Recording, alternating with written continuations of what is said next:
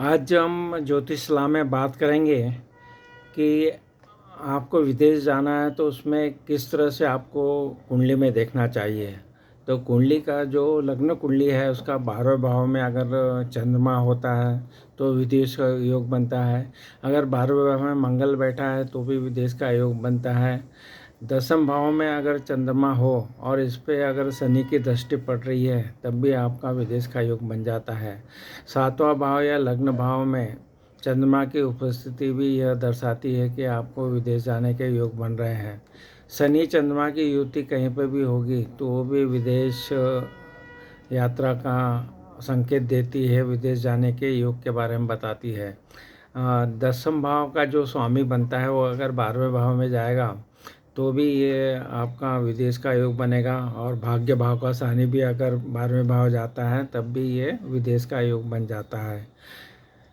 भाग्य स्थान में बैठा हुआ राहु भी आपको विदेश यात्रा का करवाता है। और इसी तरह से आप देखेंगे 7वें भाव का स्वामी 12वें भाव में हो या 12वें भाव का स्वामी 7वें भाव में हो, दोनों में से जो भी स्थिति हो वो भी विदेश यात्रा को दर्शाता है। बुध 8वें भाव में बैठा हो तो भी विदेश यात्रा का योग बनाता है। दशमेश और नववांश दोनों अगर चर राशियों के होते हैं तो भी ये स्थिति बनती है।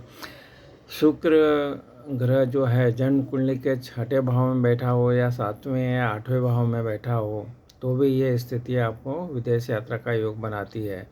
राहु जो है पहले भाव, 7वें भाव, 8वें भाव और 9वें भाव में बैठा है तो भी ये विदेश यात्रा का योग बनाते हैं। तो इस तरह से हमने जाना कि किस तरह से आप अपने कुंडली में इसको लगा के देख सकते हैं।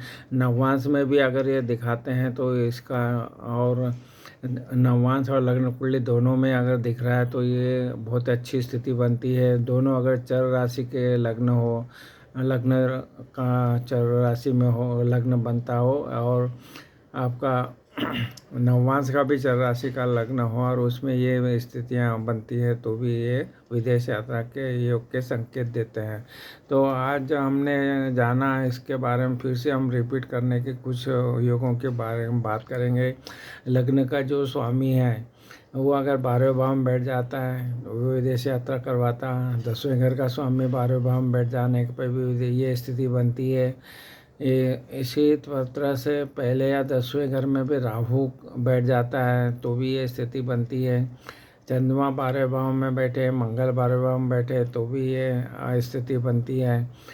चंद्र राहु के योग में भी ये स्थिति बनेगी आपकी। और चौथे घर का स्वामी 12वें घर में बैठ जाए तब भी ये स्थिति बनेगी। केतु भी अगर चौथे भाव में आ जाए तो भी ये स्थिति बनती है।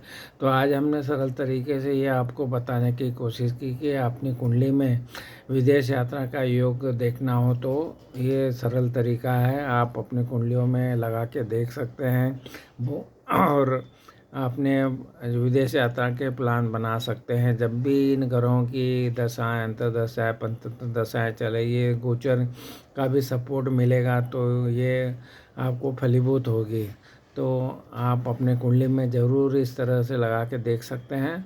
और आपको अगर ये वीडियो पसंद आ रहे हैं तो हमारी चैनल जो एस्ट्रोलॉजी सिंप्लीफाइड है वहाँ उपलब्ध और भी विस्तृत वीडियो का भी आप देख के ये जानकारियाँ आप लाभ उठा सकते हैं।